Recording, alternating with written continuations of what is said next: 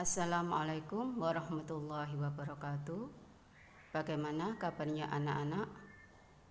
Alhamdulillah, mudah-mudahan pagi hari ini kalian tetap diberi Allah kesehatan dan tetap semangat untuk mengikuti pembelajaran jarak jauh yang pagi hari ini sudah sampai tema 3. Untuk Bahasa Indonesia di tema 3 Ustadzah akan menjelaskan yaitu teks eksplanasi.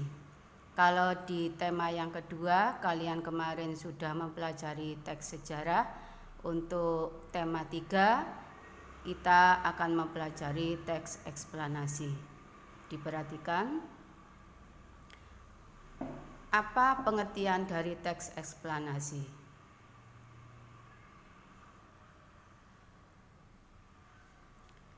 Teks eksplanasi merupakan teks yang berisi informasi tentang suatu hal atau fenomena yang terjadi di masyarakat.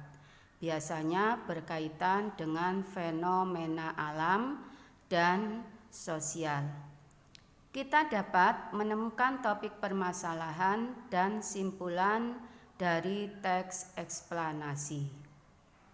Topik permasalahan dapat kalian temukan pada kalimat utama dalam setiap paragraf.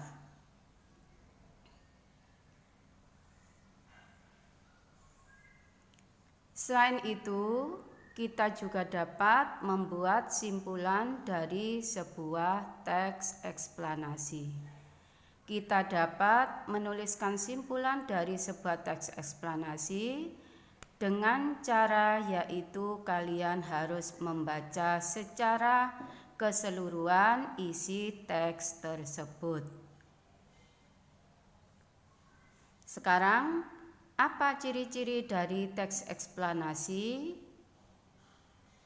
Yang pertama yaitu informasi-informasi di dalamnya berdasarkan fakta dan nyata.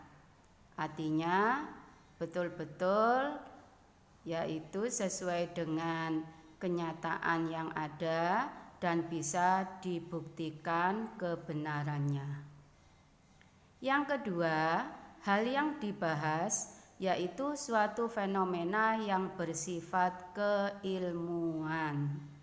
Biasanya di teks eksplanasi ini menceritakan tentang biografi seorang penemu. Contoh misalnya Marconi, sang penemu radio.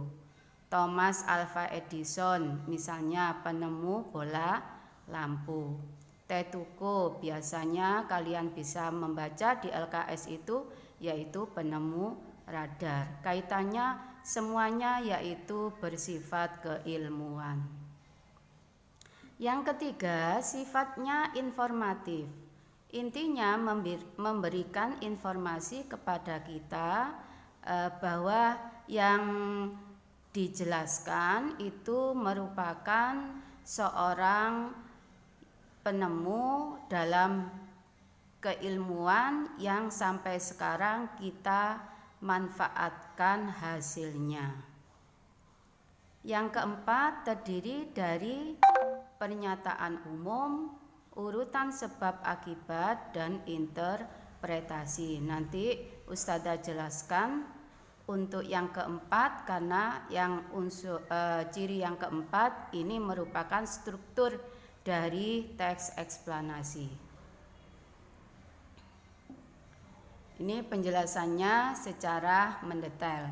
Yang pertama, dalam teks eksplanasi itu merupakan pernyataan umum, yaitu bagian pertama isinya biasanya menyampaikan topik. Nanti kalau kalian membaca teks eksplanasi pasti di paragraf 1 itu termasuk pernyataan umum biasanya menjelaskan tentang biografi dari penemu tersebut. Yang kedua, termasuk deretan penjelas, yaitu memberikan penjelasan yang detail dari suatu fenomena.